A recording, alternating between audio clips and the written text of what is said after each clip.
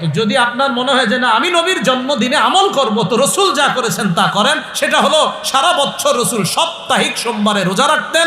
সোমবারে নবীর জন্মে যদি কেউ রোজা রাখে সে প্রকৃত আশিক রসুল। রসুলের জন্মদিনে আমাদের কি করণীয়, কি করা দরকার? আমার সাথে সবাই বলেন বলেন আমরা নবীর জন্মদিনে তাই করব যা নবীজি করেছেন। ঠিক তো? ওয়াদা তো? ইনশাআল্লাহ। হুজুর সোমবারের রোজার ব্যাপারে জানতে চাই, একটু সুবহানাল্লাহ পড়েন। নবীজি জবাব দিলেন ফিহি উলিত্তু, এটা এমন দিন, ইয়াউমুন ফিহি উলিত্তু অথবা উলিত্তু ফিহি, এটা এমন দিন যেই দিনে আমি জন্ম নিছি। ওয়া বুইস্তু, এটা এমন দিন, ওয়া বুইস্তু যেই দিন আমাকে নবুয়ত দেওয়া হয়েছে। আও উনজিলা আলাইয়া, এই সোমবারে আমার উপর কোরআন নাজিল করা হয়েছে।